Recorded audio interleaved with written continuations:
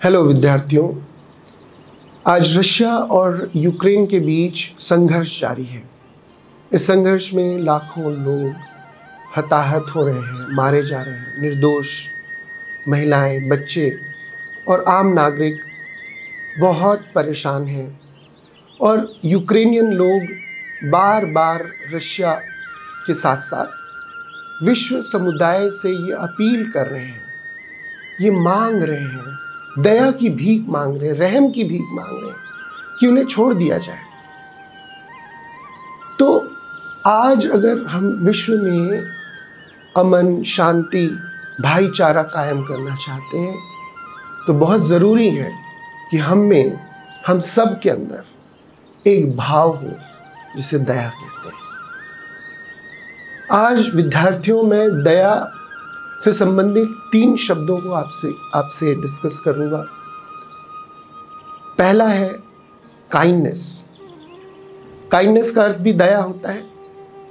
Kindness एक तरह का बिहेवियर है, एक तरह का व्यवहार है जो कहीं ना कहीं अच्छाई से जुड़ा है।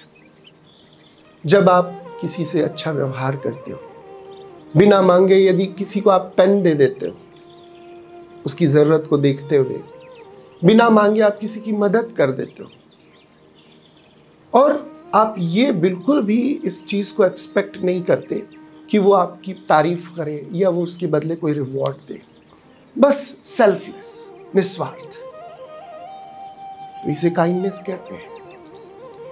आज हमारे समाज में काइंडनेस की कमी देखी जा सकती है। लोग बहुत सेल्फिश होते चले जा रहे हैं, छोटी छोटी बातों में कन्नी काटते हैं।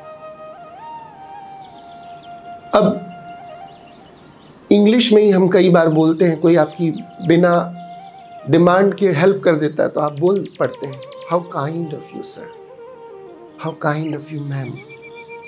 इसका अर्थ ये नहीं है कि वो बहुत दयालु है, इसका अर्थ ये है कि वो जनरस है, उसमें उदारता है, कंसिडरेशन है, वो किसी के लिए कंसर्न्ड फील करता है, तो ये काइंडनेस है।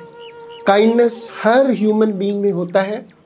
कई लोग उसको आगे आकर डिस्क्लोज करते हैं, उसे इम्प्लीमेंट करते हैं अपने लाइफ में, और कई लोग उसको सप्रेस कर देते हैं। Kindness is a type of behaviour marked by act of generosity, consideration और concern for others without expecting praise और रिवॉर्ड। दूसरा होता है पिटी।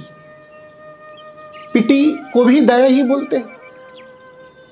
अन्य तरीकों से अगर बोलना चाहे तो उसे करुणा भी बोलते हैं। करुणा एक ऐसा इमोशन है जो आपको तब होता है जब आप किसी को बहुत ही बुरी परिस्थिति में देखते, दुख में देखते। आपको भी दुख होता है, आप भी दुखी होते हो, आप उससे बहुत सिंपैथेटिक बिहेव करते हो।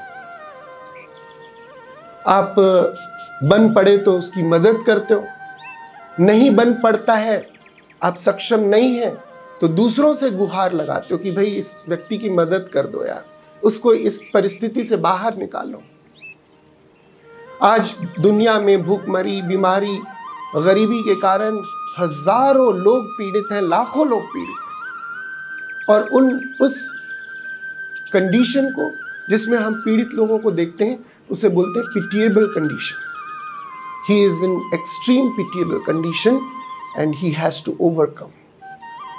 पिटिएबल मतलब दयनीय परिस्थिति में है। Pity is a sympathetic sorrow evoked by the suffering of others.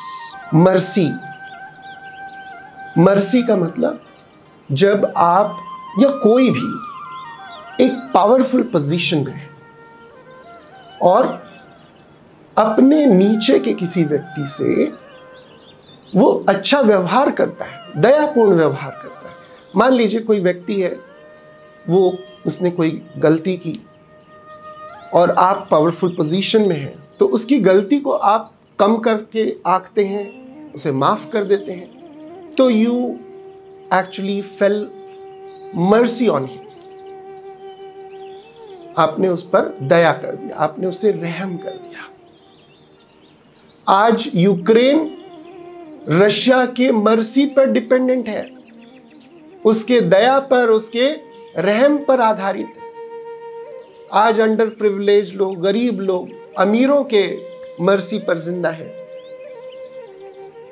Power जब आपकी गलतियों को, आपके कंडीशंस को या तो कम करता है या अपलिफ्ट करता है, तो वो मर्सी होता है। ईश्वर ऑलमाइटी है, सर्वशक्तिमान है, और उसी के मर्सी पर हम जीवित हैं। फार्मर्स वो सुबह से शाम नेचर का वेट करते कि कब बारिश होगी और हमारी फसलों को पानी मिलेगा और फसलें अच्छी होंगी। मतलब फार्मर्स किस पे बेस्ड हैं? They are at the mercy of nature. Mercy to be in a situation where someone or something has complete power over you. He bowed down before the king and begged for mercy. तो मेरा ऐसा विश्वास है कि दया के 3 अलग अलग चीजों को आपने बेहतर ढंग से समझा। धन्यवाद।